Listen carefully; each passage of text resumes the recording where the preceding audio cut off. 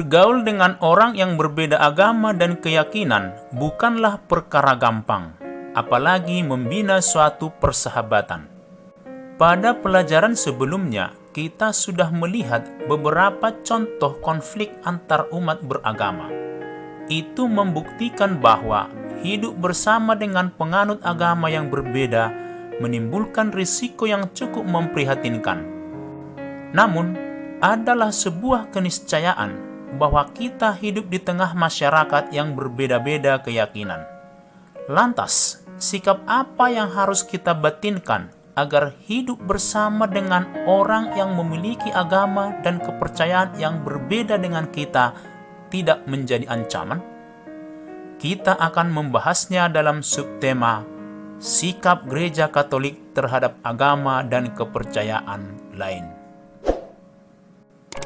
Adapun tujuan mempelajari subtema ini adalah siswa mampu menyebutkan hal-hal positif dari agama-agama lain, menjelaskan sikap Gereja Katolik terhadap gereja Kristen lainnya, menjelaskan sikap Gereja Katolik terhadap agama non-Kristiani dan kepercayaan lain, menjelaskan usaha untuk saling menghormati antar umat beragama, merefleksikan sikap pribadinya akan adanya perbedaan agama dan kepercayaan, dan membuat slogan ajakan untuk saling menghargai antar umat beragama yang berbeda-beda. Belajar tentang keterbukaan antar umat beragama. Bersahabat dengan orang-orang dari latar belakang agama yang berbeda dapat diwujudkan jika ada keterbukaan antar umat.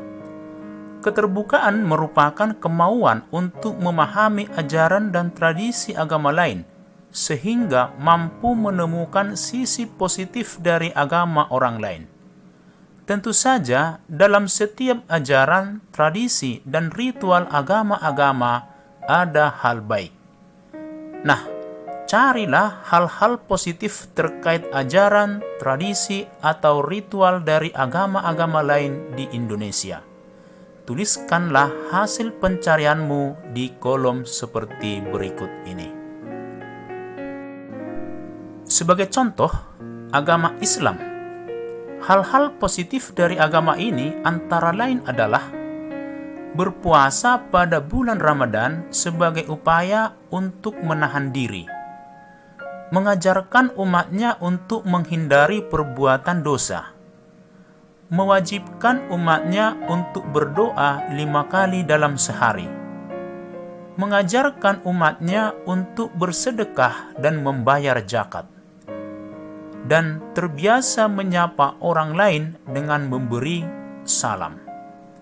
Nah, lanjutkanlah juga mencari hal-hal positif pada agama-agama lain di Indonesia seperti Hindu, Buddha, Konghucu, Protestan, atau Katolik.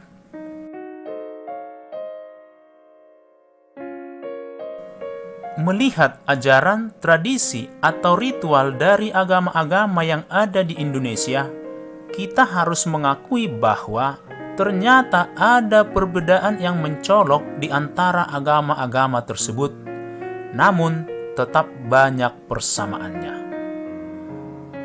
Beberapa persamaan yang terdapat dalam agama-agama di Indonesia antara lain adalah semua agama memiliki sumber dan tujuan yang sama, yakni Allah. Semua agama mengajarkan umatnya untuk menghindari dosa dan melakukan kebajikan. Semua agama mengajarkan umatnya agar berbuat baik kepada alam dan sesamanya. Semua agama mengajarkan bahwa perbuatan baik akan diganjar Allah dengan pahala. Silakan tambahkan lagi. Sementara itu, beberapa perbedaan yang terdapat dalam agama-agama di Indonesia adalah setiap agama memiliki praktik ibadah keagamaan yang berbeda. Setiap agama memiliki kekhasan rumah ibadah masing-masing. Setiap agama memiliki kitab suci dan sumber iman yang berbeda. setiap agama memiliki pokok-pokok ajaran yang berbeda. Nah, silahkan tambahkan lagi perbedaan-perbedaan yang terdapat dalam agama-agama yang ada di Indonesia. Menggali pandangan Gereja Katolik terhadap agama dan kepercayaan lain. Gereja Katolik menaruh sikap yang tepat kepada agama dan kepercayaan lain, termasuk kepercayaan lokal. Hal itu secara jelas diungkapkan dalam dokumen Nostra Aetate dan Unitatis Redintegratio. Dokumen ini merupakan semacam kompas bagi orang Katolik dalam memandang dan menjalin relasi dengan saudara-saudara umat beriman dari agama lain. Nah, bacalah dokumen tersebut di buku paketmu.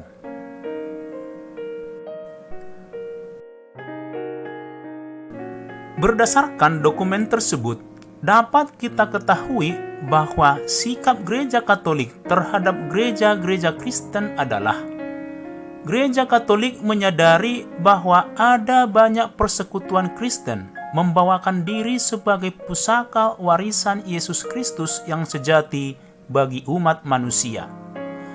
Gereja Katolik menyesali terjadinya perpecahan atau perpisahan para pengikut Kristus. Gereja Katolik mendukung upaya pemulihan kesatuan antara segenap umat Kristen.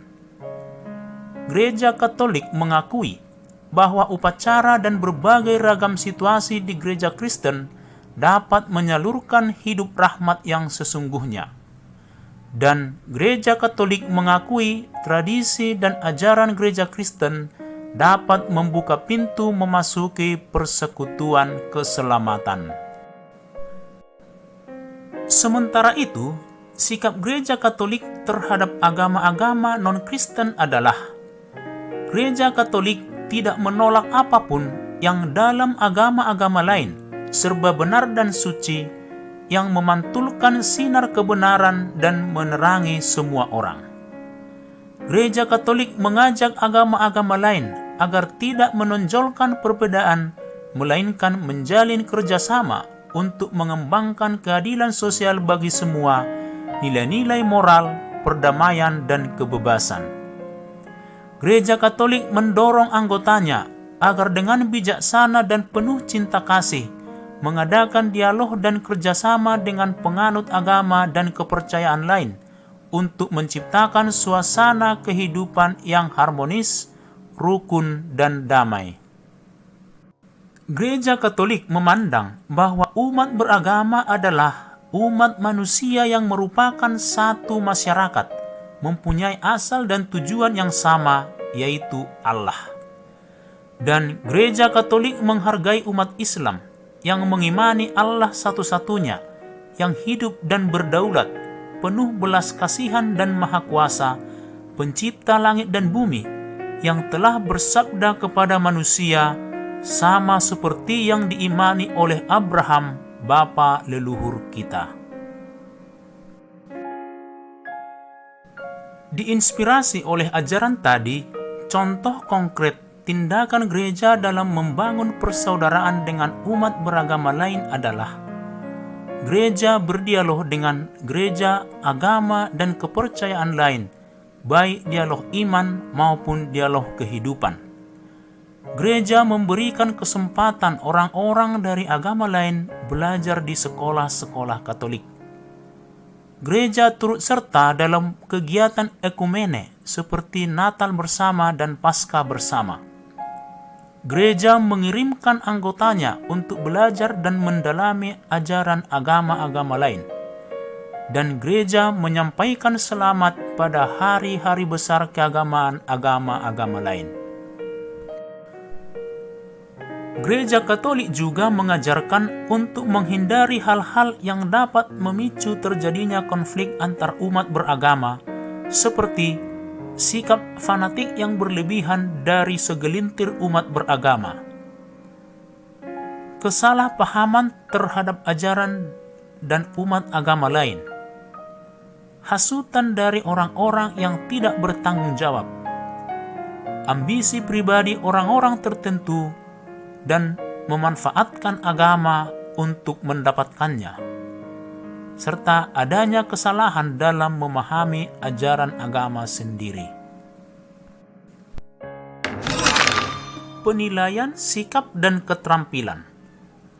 Gereja menghimbau kita agar menghargai agama lain dan menjalin persaudaraan dengan umat dari gereja dan agama-agama lain. Tentu saja, dalam mewujudkan ajaran gereja tersebut, kita harus memiliki sikap dan pola pikir yang tepat terhadap agama dan umat beragama lain. Nah, sebagai umat beriman Kristiani, apakah kamu sudah memiliki sikap dan pola pikir yang tepat sesuai ajaran gereja terhadap agama dan kepercayaan lain? Kerjakanlah refleksi berikut dengan jujur dan apa adanya, dengan memberi persetujuan atau tidak terhadap pernyataan yang diuraikan. Lalu, buatlah juga catatan atas refleksimu. Bagaimanapun, kita dipanggil untuk menjalin persaudaraan dengan penganut agama dan kepercayaan lain. Kita juga harus mengajak orang lain untuk memiliki sikap serupa. Agar upaya kita dapat berjalan dengan baik, kita perlu terus mengampanyekan sikap saling menghargai antar penganut agama dan kepercayaan. Untuk itu, buatlah slogan terkait tema tersebut. Demikianlah pendalaman kita tentang sikap Gereja Katolik terhadap agama dan kepercayaan lain. Marilah kita menjadikan sikap gereja ini menjadi sikap kita agar kita dapat hidup rukun dan damai di dunia yang dianugerahkan Tuhan kepada kita, umat manusia. Terima kasih.